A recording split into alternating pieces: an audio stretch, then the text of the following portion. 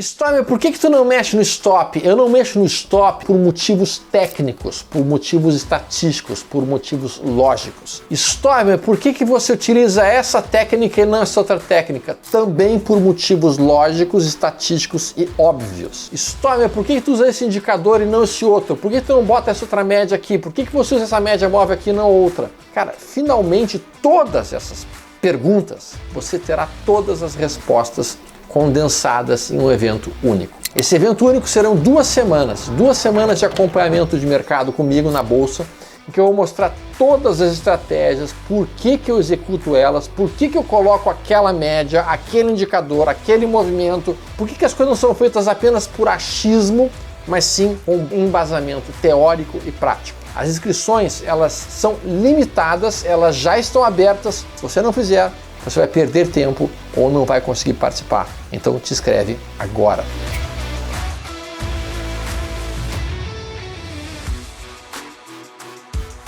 Então aqui, pessoal, então vamos lá falar sobre mercados americanos. Lembrando que eu estou gravando esse vídeo na sexta-feira de manhã, então não tenho ainda o resultado de sexta e, portanto, as avaliações não ficam absolutamente perfeitas, porque não fechou a semana ainda para os gringos, já que eles ainda têm, digamos assim, eles não comemoram o feriado da Páscoa. Vamos falar um pouquinho aqui o que a gente viu na semana passada, o que foram os papéis que eu tinha comentado com vocês.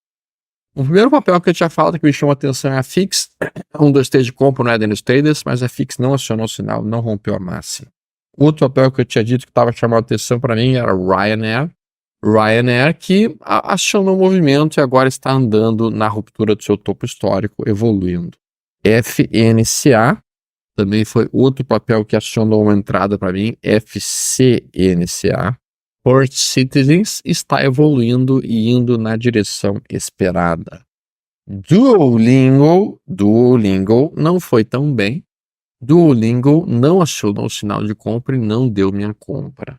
DKNG, DraftKings. DKNG não evoluiu também, continua absolutamente...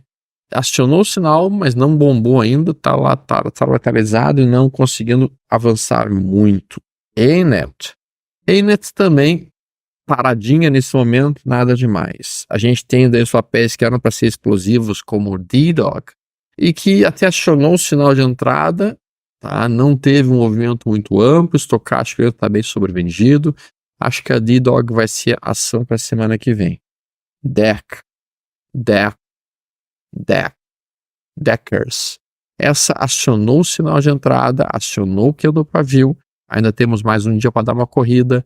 E se eu fechasse assim, provavelmente eu levaria para mais uma semana esse trade, já que a tendência é de alta, 1, 2, 3 de compra, inside bar, isso interessa ficar um pouco mais. MDB. Wow, look at her. Bonito movimento, tocando a média móvel de 80. Candle de reversão, 1, 2, 3 formado. Isso é um trade perfeito para mim, para levar para a semana que vem. O stop fica imediatamente para mim abaixo de 337 com 0,6. E o alvo é buscar o topo anterior. Nós estamos falando de um alvo de quase 33% em dólar, cara. Isso é importante mesmo. MDB me interessa. Qualis também, por enquanto sigo comprado. O papel está um pouco mais lento do que eu gostaria, mas stop abaixo de 156 com 30 e o alvo segue lá no topo anterior. TK vai na mesma pegada. TK em cima de topo anterior rompido, 1, 2, 3 formado, candle pavio desenhadíssimo, estocástico lento sobrevendido. Para mim, o papel tem tudo para entregar um movimento de retorno até o topo histórico e voltar uns 19% para cima. TK me interessa bastante mesmo. Netflix, Net também. Vamos olhar aqui a Net um pouco. Cloudflare. Vamos olhar com um pouco mais de calma, já que a gente já apresentou uma série de alternativas aqui para os amigos olharem o cenário. Vejam que a gente tem dentro da Cloudflare uma boa tendência de alta, são topos e fundos ascendentes.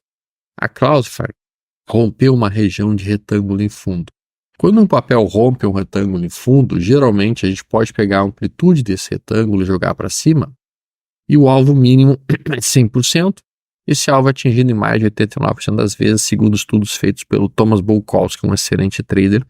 Inclusive, vale muito a pena vocês darem uma olhada no site dele, para quem entende bem inglês, é óbvio, infelizmente o outro site é em inglês. O nome do site é The Pattern Site, tá? O site dos padrões. Ele pega todos os padrões de análise técnica clássica e ele dá a estatística de cada um deles, né? Então a gente pode pegar aqui, por exemplo, padrões gráficos.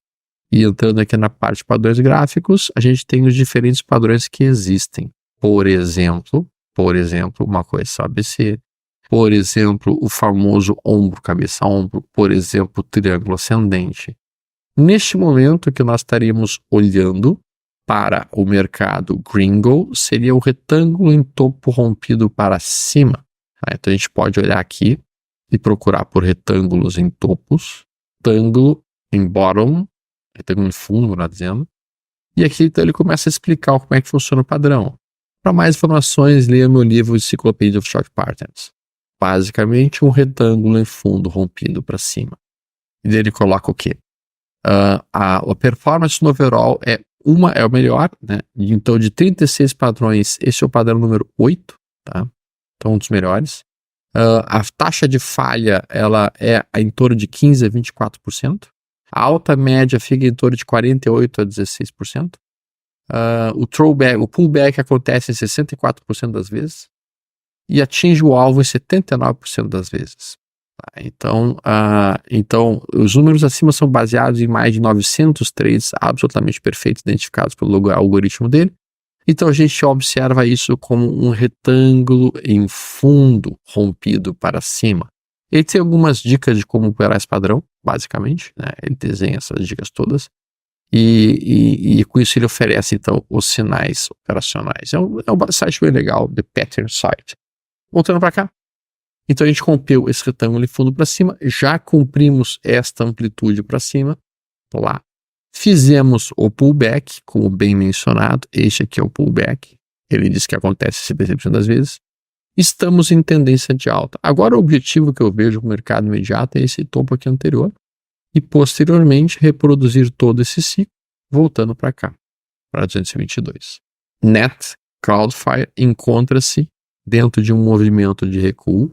Esse recuo ele acontece em 3 tempos, é uma ABC também, A, B, C, que é melhor vista no gráfico diário, obviamente, está melhor vista no gráfico diário.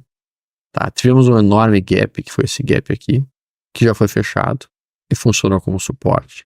Importante que esses gaps eles funcionam como sólidos suportes, muito importante isso. E agora estamos construindo um pivô de alta no diário e vai acionar uma pompa para mim nessa ruptura. O stop ficando abaixo desse fundo aqui. E com o meu alvo sendo, como já mencionei dentro de um gráfico semanal, o topo anterior nesta região que encontra-se em $130. Então por isso que a Cloudflare é um dos ativos que me chamou a atenção. Às vezes a pessoa pergunta, Gustavo, por que tu bota esses papéis assim? Outro dia me chamaram inclusive de tosco. Minha análise era tosca. E por quê? Porque resumidamente falando, eu tento sim deixar as coisas o mais simples possíveis dentro de olhar um gráfico. Eu não acredito em análises absurdamente complexas e cheias de ferramentas e indicadores. Geralmente quem precisa de muito indicador é porque não sabe o que está fazendo. A gente tenta trabalhar sempre com uma quantidade mínima de indicadores. Vai ser eventualmente 1 ou 2 médias, eventualmente um estocástico e está pronto. Ou às vezes pode até trabalhar sem nenhum indicador, como seria o caso ali, como seria o caso de uma tela completamente limpa, como esta aqui, que tu tira tudo, tira até mesmo a média móvel e tu fica com a tela limpa, que muitas vezes é uma das coisas mais benéficas que um trader pode fazer. Entender qual que é a direção, qual que é a tendência dominante, quais são os topos de fundos, qual é o movimento que o mercado faz. Então o Cloudflare está bonita, está interessante. NFLX, Netflix, falhou. Tá? A Netflix tentou romper o seu topo histórico, falhou e deu um sinal bem feio. Se fechar a semana assim, ela fica feia, tá? Porque ela literalmente tentou romper a resistência que era essa área no candle número 12. E o candle número 13 perde a mínima do candle número 12, iniciando um processo de correção, pegando nos contrapé todos comprados. Não me surpreenderia se Netflix voltasse para 493, que é a abertura desse mega candle que está aqui. Então vamos ter com um pouco mais de cautela para o SPY. Esse aqui, o S&P 500, segue na tendência de alta, segue nos topos de fundos ascendentes. Veja que esse é um movimento não feito por seres humanos, esse é um movimento classicamente feito por robôs. Os robôs trabalham num range extremamente estreito, que é esse rangezinho aqui. Se a gente olhar a distância entre abertura e fechamento, é praticamente a mesma em todos os candles. 1%, 0,96%. A gente tem aqui um pouquinho mais, aqui foi 1,70%. Aqui tem 0,92%. Aqui tem um pouquinho menos, 0,60%. Mas fica na faixa de 1%. Isso é produzido por robô, tipicamente falando. O mercado americano é dominado por eles. Dentro desse range que está sendo trabalhado, a gente procura operar todo e qualquer recuo. Caiu 2, 3 dias, pensamos em compras, que é o que os robôs estão fazendo. Cai 3 dias, eles compram. Cai 3 dias, eles compram. Cai 3 dias, eles compram. Cai 3 dias, eles compram. Cai 3 dias, eles compram. Cai 3 dias, eles compram. Cai 3 dias, eles compram. Cai 3 dias, eles compram. Cai 3 dias, eles compram. Então aqui o mercado segue nessa tendência de alta. O QQQ também segue no mesmo range, pouco mais fraco que o SPY. O QQQ está mais frágil, ele lateralizou mais tempo que o SPY. Eu não sei se isso é um processo de acumulação dentro do mercado de QQQ, das ações de tecnologia, ou se de fato estamos vendo algum enfraquecimento dentro desse setor. Não sei, não tem como dizer isso com certeza. A gente tem que cuidar realmente.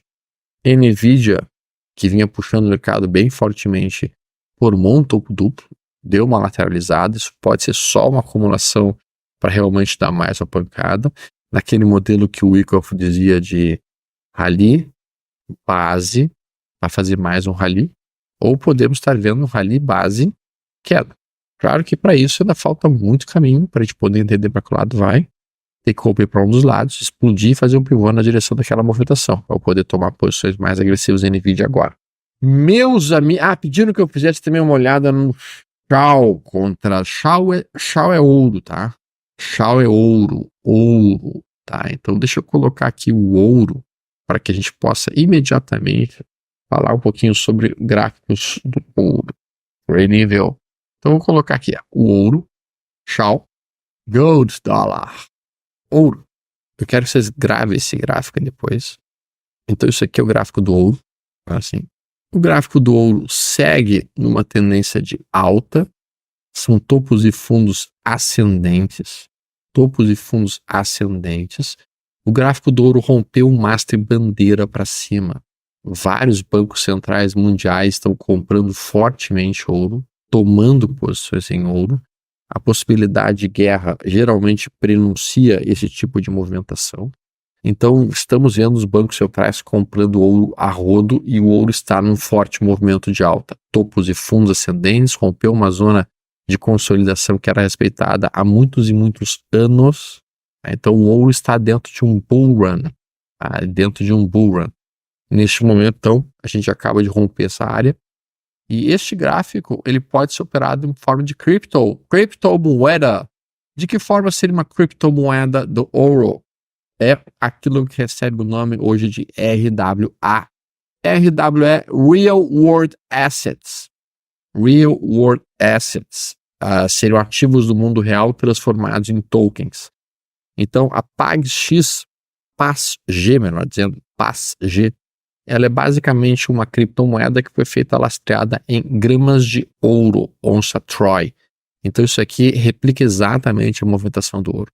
E isso é bonito de operar, porque a gente pode operar com muito menos, digamos assim, interferências em qualquer lugar do mundo, podendo trabalhar algo completamente lastreado no ouro. Então essa é uma RWA, tem como lastro principal o ouro em si.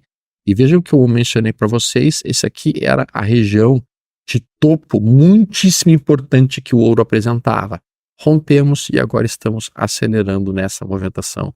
Possivelmente devido aos rumores de das guerras aumentarem o seu escopo, infelizmente, na Europa, Rússia e demais países.